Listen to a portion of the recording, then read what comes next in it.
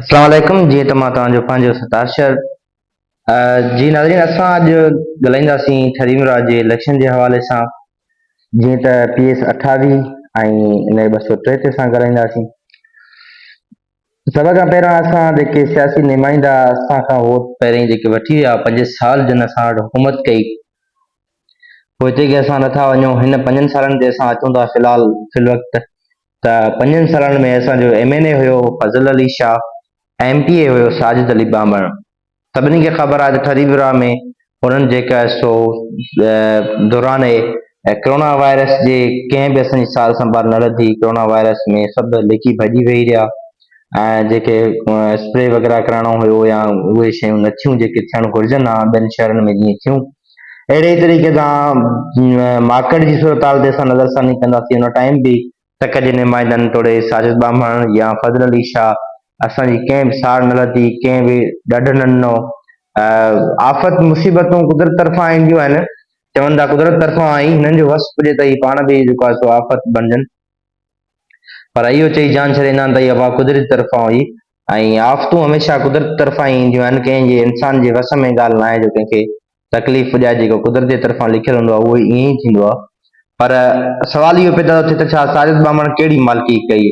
माकड़ दौरान कंहिंजी सहायता कई हुजे जंहिंजा फसल तबाह थी विया, एकड़े 100 एकड़ जंहिंजा खाॼी विया, जंहिं वटि हुयो ई 1 अलाए 2 एकड़, उहो बि माकड़ खाई तबाह करे छॾियो फसल। कणिक जो फसल हुयो, तंहिं टाइम में कंहिं सहायता कई? कहिड़ी सहायता थी? सभिनी जे साम्हूं आहे, हुननि का बि मदद न कई। उन खां पोइ मुसीबत जी, असां हिन वक़्तु मुसीबत जूं ॻाल्हियूं था कयूं जेके थरीम राज जे माण्हुनि जे मथां मुसीबतूं आयूं। उन दौरान तक जे नुमाइंदनि जो कहिड़ो किरदारु रहियो? उन खां पोइ असां इहो नथा चऊं त हुननि असांखे फंड कहिड़ा ॾिना, असांखे तदन तरक़ियाती कम कहिड़ा कराया, असांखे नौकिरियूं केतिरियूं ॾिनियूं, असांजे अस्पतालनि जो निज़ाम केतिरो सुठो कयो, ऐं उन खां पोइ असांखे स्कूल जो जेको तालीमी निज़ाम हो, स्कूल जूं बिल्डिंगूं केतिरियूं ॾिनियूं, तालीमी निज़ाम केतिरो बहितर कयो। ऐं असां हिन ॻाल्हि ते नथा अचूं, असां सिर्फ़ु हिन ॻाल्हि ते अचूं था त असांजे जेके मथां मुसीबतूं आयूं उन में तक जा नुमाइंदा असां सां केतिरो सहकार कयो ऐं केतिरो गॾु बीठा। त कोरोना वायरस हुई या माकड़ हुई, उन दौरान बिल्कुलु बि जेको आहे तक जा नुमाइंदा गाइब रहिया। उन बाद जेकी ताज़ो 2022 में जेकी ॿोॾि आई ऐं तमामु ख़तरनाक, तमामु माना सम्झां थो त अहिड़ी न 2000 खां अंग खां पोइ जेको आहे सो वॾी जेकी ॿोॾि आहे उहा न आई आहे। अहिड़ी 1992 या 2011 में एतिरी वॾी ॿोॾि कोन आई जेतिरी हीअ ॿोॾि हुई। हुन दौरान टक जे नुमाइंदनि जो कहिड़ो किरदारु हुयो? असां सभ खां पहिरीं वॾी सीट हिन 203 फज़ल अली शाह ते जेको आहे सो ॻाल्हाईंदासीं त उहो उनजो कहिड़ो किरदारु हुयो? उहो बिल्कुलु बि गाइबु हुयो। जहिड़े तरीक़े सां पोयां 5 साल उन साईं जन जी जेकी इलेक्शन वर्की मुहिम जी उहा प्यार अली शाह हलाई हुई। अहिड़े ई रीति जॾहिं जेको आहे सो ॿोॾि आई, माण्हुनि जॾहिं उहो सवाल करणु शुरू कयो त तव्हां असांजी कहिड़ी सहायता कंदा, त उन तरफ़ां बि जेकी तर्जुमानी हुई MNA फज़ल अली शाह जी, उहा बि प्यार अली शाह कई ऐं हुन इहो जवाबु ॾिनो त असां छा कयूं, असांजा पंहिंजा घर टिमनि था पिया। सो खोड़ माण्हुनि इहा बि ॻाल्हि कई त हलो त साईं जन जे गारो मथां लेपो ॾेई अचूं जो घर टिमणसि था। ऐं अहिड़े ई तरीक़े सां हुननि इहा तर्जुमानी कई, पर उन्हनि कंहिं बि क़िस्म जेतिरो अलाह साईं गंज ॾिनो अथनि, एतिरी दौलत अथनि, एतिरो पैसो अथनि, किथे फंड हलाया हुजनि, किथे बवेला अची थरीम राज जे माण्हुनि खे मानी खाराई हुजे हुननि, या कंहिंखे को राशन थैली ॾिनी हुजे पंहिंजे गंज मां त कुझु कोन ॾिनो, रहंदो कंदो ऐसी कयां।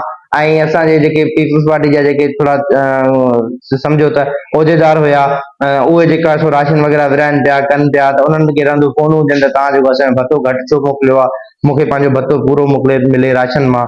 सो हुनजी इन शइ में नज़र हुजे ऐं इन शइ में नज़र न हुजे त हीउ ग़रीबनि जो माल आहे, इहो सॼो उन्हनि खे मिले। मां त कुझु नथो ॾियां, घरां त कुझु नथो ॾियां, जेको सरकार तरफ़ां मिलियो आहे इहो त पूरे तरीक़े सां मिले। पर साईं जन हुनजे लाइ फ़ोन न पिया कनि, सिर्फ़ु इहो फ़ोन पिया कनि त मुंहिंजो हिसो सही नमूने सां ॾिजो, या मुंहिंजे फलाणे जेको आहे सो वाठे हिक फ़क़ीर खे जेको आहे हीउ सामान पुॼाइजो। उन खां पोइ साजिद अली बामण छा कयो ॿोॾि में? एतिरे क़दुरु राशन हुयो, एतिरे क़दुरु सामान हुयो, साजिद अली बामण खे मिलियो, को ज़ाहिर कोन कयईं। चंद बाचका हुया, उन्हनि मां बि अधु सामान कढी खोले छॾियईं। फुल बाचको हुकूमत तरफ़ां मिलियल हुयो, मां अधु बाचका कयईं। उहे बि चंद पंहिंजा जेके हिकु अधु माण्हू हुयसि, हिकिड़े माण्हू ऐं हिकिड़े घराणे खे उहो सामान ॾिनो, हैंडओवर कयो त 2-3 घरनि खे विराए। तव्हां ॾिठो हूंदो हेतिरो हुनजो तक आहे, हेतिरा माण्हू हुया, कंहिंखे बि हुन अॻिते न कयो, सिर्फ़ु हिकिड़े घराणे ऐं हिकिड़े माण्हू खे हुन अॻिते कयो। उहो सामान ॾियनि पिया थोरो घणो ॾिननि, थोरी पंहिंजे घर वारनि खे, पंहिंजे मिटनि खे ॾेई सघिया। कंहिंखे ख़बर बि कोन पई त हुन राशन विरायो या न विरायो। जेको बि सामान हुयो उहो पाण खाई वियो ऐं पंहिंजे गंज मां त कुझु कोन्हे, जेको हुकूमत सां हुनखे मिलियो उहो बि खाई छॾियईं। सो तव्हां मूंखे ॿुधायो त अहिड़े ॾुख जे हालातनि में अहिड़े माना हिकिड़ो ज़ुल्म बर्पा हुयो, उन में हिन माली मदद न कई ऐं पंहिंजे घरां हारां ख़र्च न कयईं, जेको हुकूमत तरफ़ां मिलियो उहो बि खाई छॾियईं। त अहिड़ो माण्हू ऐं वोट ॾियण जे लाइक़ु न आहे, ॿी कंहिं शइ जे लाइक़ु आहे, पर उहो मां नथो चवां छो जो वरी इलेक्शन जो टाइम आहे, ज़ात कार्ड बि इस्तेमालु कनि था जेके असांजा टक जा नुमाइंदा आहिनि। को चए थो ॿामण आहे, को चए थो शाह आहे, पोइ हिन जे करे माण्हू चवंदा अथई तव्हांजी ज़ात परस्ती। इहा असांजी ज़ात परस्ती कोन्हे का, असां चवंदा टक जो नुमाइंदो सुठो हुजे, जेको कमुकार कराए ऐं माण्हुनि जो विच में हुजे, माण्हुनि सां गॾु हुजे। तव्हां ॾिसो टक जा नुमाइंदा जीअं वसाण हुया, उहे पंहिंजे तक जे लाइ त भला हुया, उन्हनि बहितर कमु कयो। मुनर वसाण वारनि, नवाब खान वसाण वारनि पंहिंजे तक लाइ उन्हनि कमु भलो कयो, उन में को शक न आहे। उन्हनि सां पाड़ी जाती कई या कहिड़े बि हिसाब सां कई, उहो बदुआ ई उन्हनि खे ग़रीब मिसकीन माण्हुनि जी आऊं हुयूं, दाऊं हुयूं जेके हिननि खे लॻियूं, जेको हिननि पंहिंजे तक जो पाणी कढाए करे ठरींदो आहे नंढड़े खे शहर ॾे पाणी मोकिलियो, खानवा जो कट हणायो, उन खां पोइ मीरवा में पाणी निकाल करे फैज़गंज ॻोल्हियो। ऐं जेके हिन वक़्त ताईं बि ज़मीनुनि में पाणी बीठल आहे, खोड़ ज़मीनूं मां तव्हांखे ॾेखारींदुमि, सीगे जे तरफ़ ॾांहुं हलो था, हिन वक़्त ताईं बि पाणी बीठल आहे। सो त इहो खानवा जो जेको कट हुयो, इहो वसाण बिरादरी हणायो, बिरादरी घणी न चऊं, मुनर अली वसाण वारनि ऐं छा चवंदा आहिनि नवाब खान वसाण जे चवण ते इहो कट लॻो। जेकी कट असांजे जेके माण्हू आहिनि 8-10 खां असांजा माण्हू लुड़ी मरी विया, हिन में हज़ारे घर बेघर थिया ऐं छा चवंदा आहिनि हिन वक़्त ताईं हज़ारे माण्हुनि जी जेकी ज़मीनूं पालियूं उहे दरबदर थिया, 3-3 4-4 फसल माण्हू न काए सघिया। सो एतिरो कहर थियो, एतिरो ज़ुल्म थियो। उन दौरान साजिद अली बामण जो कहिड़ो किरदारु हुयो? छा साजिद अली बामण को कोर्ट में केस विधो, पटिशन दाख़िल कई, या खानवा जो कट बंदि करण लाइ को डोनेशन कयो, या फंड ॾिनो, या कंहिंखे पैसा ॾिना हुजनि त ही खानवा जो कट बंदि करायो? पाणी थिए थो उहो बि शर साहब अब्दुल शर साहब खे शाबाश आहे, जेको पाण बीह करे उहो कट बंदि करायो। डोनेशन में हुन में खोड़ सारा दोस्त हुया, खोड़ सारा मिट माइट हुया, पर ग़ाइब उहो ई आहे, ज़िक्र हुनजो ई थींदो आहे जेको पाण बीह बंदि कराए। सो इहो हक़ु आहे, असां इहो चई सघूं था त हिन में जेको मेन किरदारु हुयो उहो शर साहब अब्दुल शर साहब जो हुयो, जंहिं पाण बीह करे उहो कट बंदि करायो, खानवा जो खूनी कट, जंहिंमें माण्हुनि जो हज़ारे घर जेको आहे सो दरबदर थिया, हज़ारे घर ड्राई पट थिया ऐं माण्हुनि खे हिन वक़्त ताईं उहे दिलि में तमामु सूर ॾुख आहिनि। जेको किरदारु हुयो उहो शर साहब अब्दुल शर साहब जो हुयो, जंहिं जेको आहे सो इहो बंदि करायो। यूज़ कयो कार्यक्रम असां ॻाल्हि पई कई त खानवा कट जेको आहे सो हुन में बि साजिद बामण जो को किरदारु नज़र आयो। सो असां इहो सवाल था कयूं माण्हुनि खां, अवाम खां, त साजिद अली बामण ऐं फज़ल अली शाह ठरी मिरवाद में या नारोजी आवाम जे लाइ, फैज़गंज जी आवाम जे लाइ कयो छा आहे, जंहिंजे लाइ असां हुनखे वोट ॾियूं या सपोर्ट कयूं?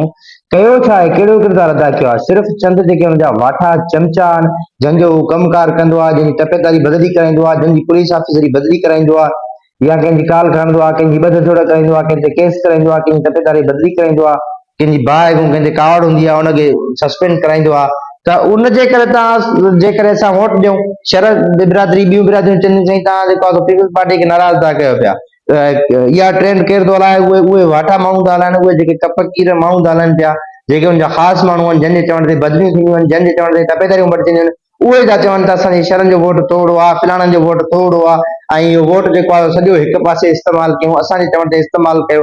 छो इस्तेमालु कयूं तव्हांजे चवण ते? तव्हां वरी साॻियो ई माना इहे बदिलियूं ऐं माण्हुनि खे सस्पेंड करायो, ड्यूटियूं वठो ऐं कंहिंजूं ड्यूटियूं विञायो, कंहिंजूं नौकरियूं कटायो, कंहिंजा पैसा कटायो, कंहिंजी ॿध थोड़ कटायो, इन में बसि तक जो वोट जेको आहे असां 5 सालनि जो वोट ॾेई छॾियो।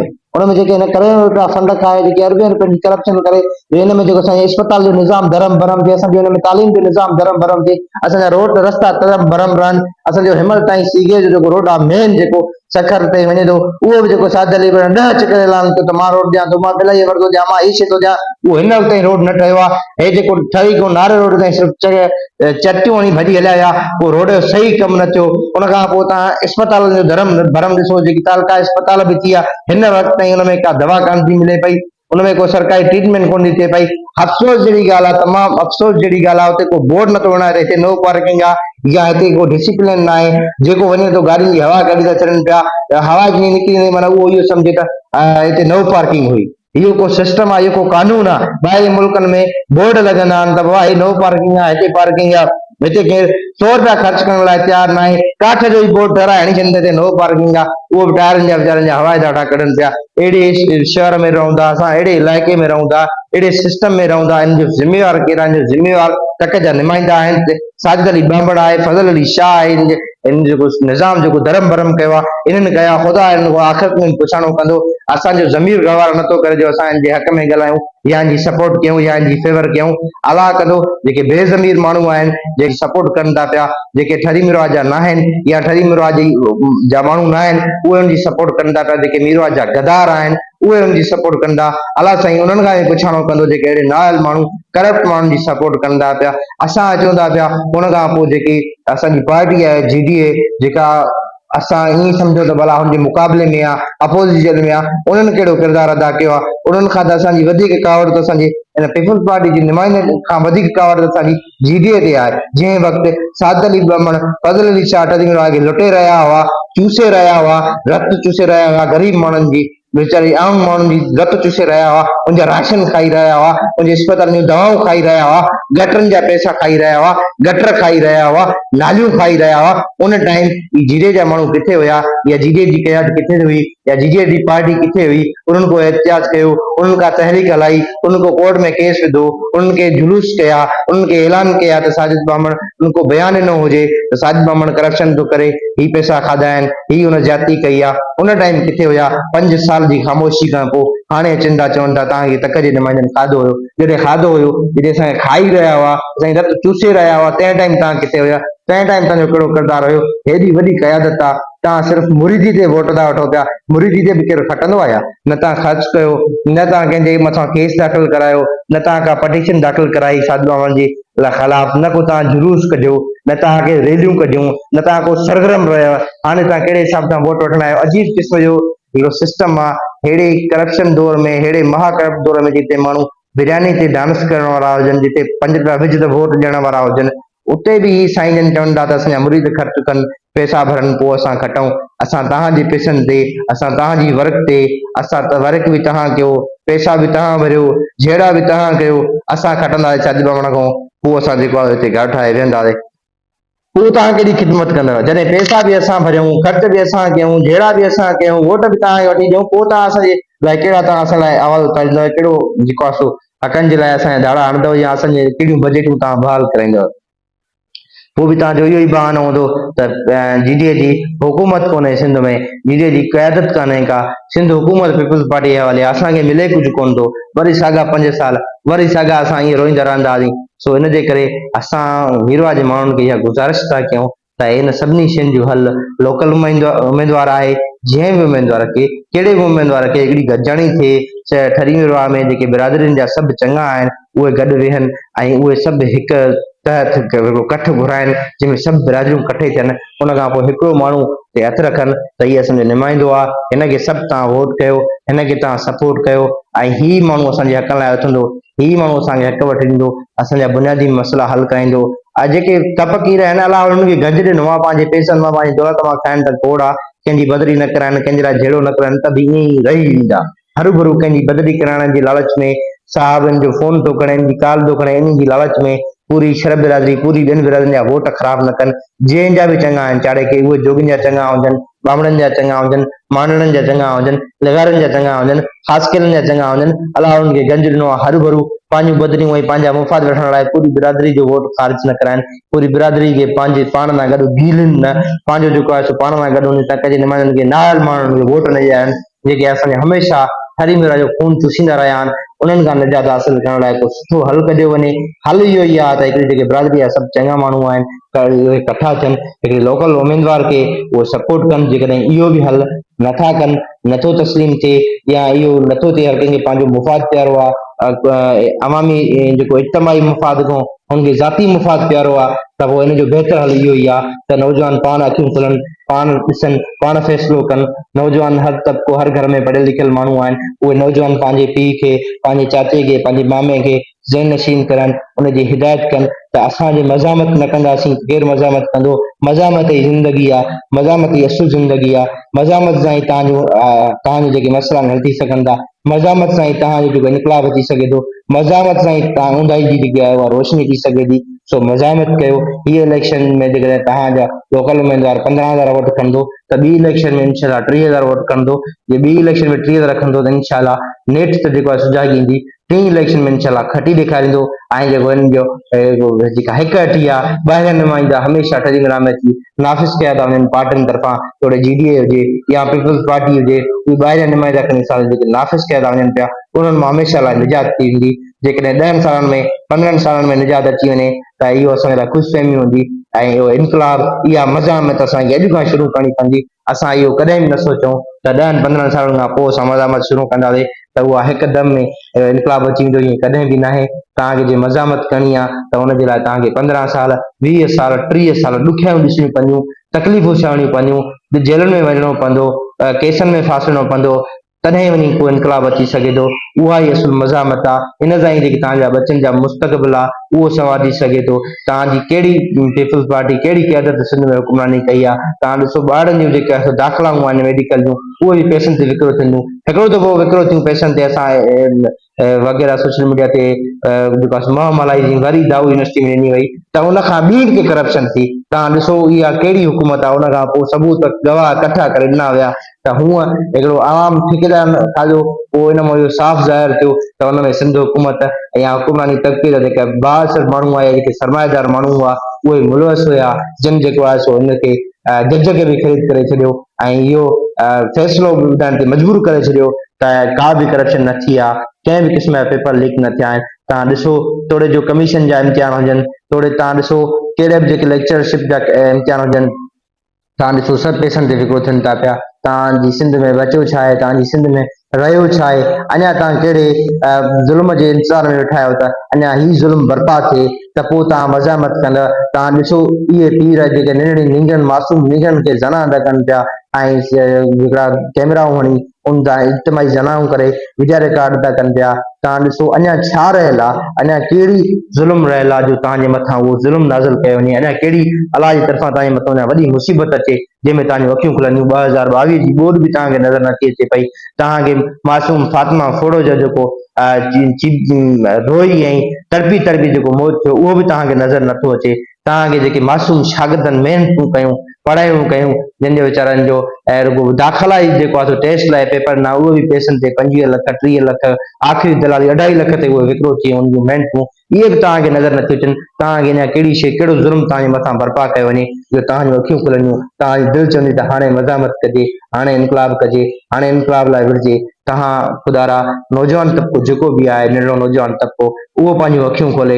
ही जेके असांजा पोड़ा आहिनि, ही जेके असांजा वॾा आहिनि, इहे सभु तमामु जेको आहे सो पूरजी चुका आहिनि। इन जी ग़ुलामी जी आदत बणिजी वई आहे। तव्हां हर रोज़ विडिया अहिड़ा ॾिठा हूंदा, घोड़ो हुजे या गधा हुजे, जिन खे ॿधी छॾियो ऐं वीडियो ठाहींदा आहिनि। इहे असांजा अहिड़े क़िस्म जा जानवर थी विया आहिनि जिन खे इहा सम्झ न आहे त उहे आज़ादु आहिनि या क़ैद आहिनि। हुनखे इहा ख़बर आहे त असां पंहिंजे पंहिंजनि नुमाइंदनि खां सवाइ कुझु बि न आहियूं। असांखे पीर मुरीद आहियूं त जेको आहे सो GDA जा मुरीद आहियूं, या मुरीद आहियूं त बीबी जा मुरीद आहियूं, इन खां सवाइ असां कुझु बि न आहियूं। सो इहो इनकलाब, इहा सोच जेकी आहे सो तव्हांखे विसारणी पवंदी, तॾहिं ई को इनकलाब अची सघे थो। इनशाला वरी असां जेको आहे सो गॾु हूंदासीं हिन इलेक्शन में। जेके बि टक जा नुमाइंदा आहिनि, आख़िरी दम ताईं, आख़िरी साह ताईं इन्हनि ख़िलाफ़ आवाज़ उथारींदा रहंदासीं ऐं आख़िरी शख़्स मां ई हूंदुसि जेको इन्हनि खे आईनो ॾेखारींदो रहंदुसि आख़िरी ॾींहं ताईं। महिरबानी, वसलाम।